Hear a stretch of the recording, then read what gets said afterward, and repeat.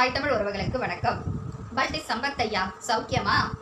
காலையில ஒரு கட்சி, சாயங்காலம் ஒரு நடிகரோட காலடின்னு சுத்துற உங்களுக்கு கொள்கைக்காகவே தன் வாழ்நாளை அர்ப்பணிச்ச என் அண்ணன் சீமானை பத்தி பேச என்ன தகுதி இருக்கு? அண்ணனை பத்தி வாய திறக்கிறதுக்கு முன்னாடி உங்களோட வரலாற்றை கொஞ்சம் திரும்பி பாருங்க.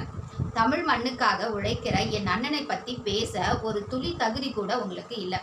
தனி அணிக்க துணிவில்லாம ஒரு நடிகரோட பின்னாடி ஒட்டிக்கிட்டு நின்றுக்கிட்டு 234 தொகுதியிலும் வீரமா வேட்பாளரை நிக்க வச்சிருக்கிற என் அண்ணனை விமர்சிக்கிறீங்களே, இதுதான் நீங்க இத்தனை வருஷமா கத்துக்கிட்ட அரசியலா? இப்ப யாருக்காக முட்டு கொடுத்து பேசுறீங்களோ அதே நடிகர் விஜய் தானே அன்னைக்கு ஈழத்துல நம்ம இனம் ரத்தம் சிந்தி நின்னப்ப ராஜபக்சேக்கு எதிரா ஒரு கையெழுத்து போட சொன்னதுக்கு மாட்டேன்னு சொன்னாரே, அது துரோகம் இல்லையா? அதை அப்படியே மென்னு முழுங்குறீங்க. சொந்த இனத்தையே அன்னைக்கு திரும்பி பார்க்காத ஒருத்தர் பின்னாடி போய் நின்றுக்கிட்டு இன்னைக்கு மக்களுக்கு நல்லது பண்ண போறோம்னு சொல்றீங்களே, இதை விட பெரிய வேடிக்கை வேற எதுவுமே இல்லை. உண்மையாகவே தமிழர்கள் மேல அக்கறை இருந்தா இத்தனை வருஷமா களத்துல நிக்கிற என் அண்ணன் கூட வந்து நின்று இருக்கலாமே, ஏன் வரல? ஏன்னா இங்க பதவி ஆசை, பண ஆசை, காசுக்காகவும் சீட்டுக்காகவும் வர கூட்டத்துக்கு என் அண்ணனோட லட்சியம் புரியாது. என் அண்ணன் ஒரு லட்சிய நெருப்பு. அந்த நெருப்பத்தோட நினைச்சா நீங்க பொசுங்கி போயிடுவீங்க. ஏதோ மைக்கு கிடைச்சிருச்சுன்னு எதை வேணா பேசலான்னு நினைக்காதீங்க. நாங்க பார்த்துக்கிட்டு சும்மா இருக்க மாட்டோம். ஒரு கையெழுத்து போடக்கூட துணிச்சல் இல்லாத ஒரு நடிகரை தலைவரா ஏத்துக்கிட்டு நிக்கிற உங்களுக்கு பல அடக்குமுறைகளை தாங்கி நிக்கிற என் அண்ணனை பத்தி பேச என்ன அருகதை இருக்கு? விஜய்க்கு உண்மையாகவே மக்கள் மேல அக்கறை இருந்தா அன்னைக்கு ஏன் அமைதியா இருந்தாரு? இன்னைக்கு எதுக்கு இவ்வளவு அவசரமா அரசியலுக்கு வந்திருக்கிறாரு? எல்லாம் பதவி வெறிதான். அது உங்களுக்கு நல்லா தெரியும். இல்ல தெரியாத மாதிரி நடிக்கிறீங்களா? ஈழத்து சொந்தங்களுக்காக அண்ணன் பேசுறத விமர்சிக்கிறீங்களே, அந்த ரத்தத்தோட வலி உங்களுக்கு தெரியுமா? அந்த வலிய தன் நெஞ்சில சுமந்துட்டு நிற்கிற என் அண்ணனை பத்தி பேச எப்படி ஒரு துளி அருகதை கூட இல்ல. மகா தலைவன் பிரபாகரன் வழியில வந்தவங்க நாங்க. அந்த பேரை கூட சொல்ல உங்களுக்கு தகுதி இல்லை. நீங்கெல்லாம் வெறும் வாய்ஜாலக்காரங்க. ஆனா என் அண்ணன் களத்துல நிக்கிற போராட்டக்காரன். எத்தனை மேடைகள், எத்தனை போராட்டங்கள், ஒரு நாள் கூட தன் கொள்கையிலிருந்து மாறாதவர் என் அண்ணன்.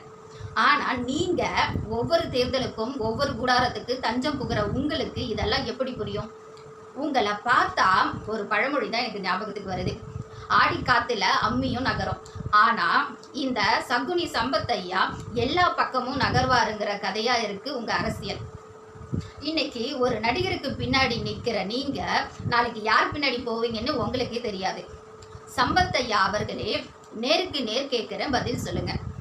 ஒரு இனத்தை காட்டி கொடுத்த ராஜபக்சேவுக்கு ஆதரவா கையெழுத்து போட மறுத்த விஜய் கூட இருந்துகிட்டு எங்களை விமர்சனம் பண்றீங்களே, வெக்கமா இல்லை? இதெல்லாம் ஒரு பிழைப்பா உங்களுக்கு? அரசியலுங்கிறது உங்களுக்கு பிழைப்பு. ஆனா எங்களுக்கு அது லட்சியம். பதவிக்காக பின்னாடி போற நீங்க வேற, மக்களுக்காக முன்னாடி நிக்கிற என் அண்ணன் வேற. இரண்டையும் ஒப்பிட்டு பேசாதீங்க. தம்பிமார்களும் தங்கச்சிமார்களும் அண்ணன் பின்னாடி நிக்கிறத பார்த்து உங்களுக்கு வயிறு எரியுது. அந்த புரட்சிய உங்களாலையும் நீங்க கை காட்டுற அந்த நடிகராலையும் நினைச்சாலும் தடுக்க முடியாது. நீங்க அண்ணனை திட்டம் போதெல்லாம் உங்களோட பயம் எங்களுக்கு தெளிவா தெரியுது. அண்ணனோட அசுர வளர்ச்சி உங்களை தூங்க விட மாட்டேங்குது. அதுதான் உண்மை. ஈழத்துக்காக ஒரு துருமை கூட எடுத்து போடாதவங்களுக்கு முட்டு கொடுக்கறத முதல்ல நிறுத்துங்க. இது தமிழர்களுக்கு செய்யற பச்சை துரோகம். அந்த துரோகத்துக்கு நீங்க இன்னைக்கு உடந்தையா இருந்துட்டு இருக்கீங்க. சும்மா மேடையில நின்னுக்கிட்டு யாரையாவது திட்டிட்டு இருக்காம துணிச்சல் இருந்தா அண்ணனை போல தனிச்சு நின்று ஜெயிச்சு காட்டுங்க. அப்ப தெரியும் யார் உண்மையான சிங்கம், யார் வெறும் சத்தம்னு. என் அண்ணன் ஒரு மாபெரும் சகாப்தம்.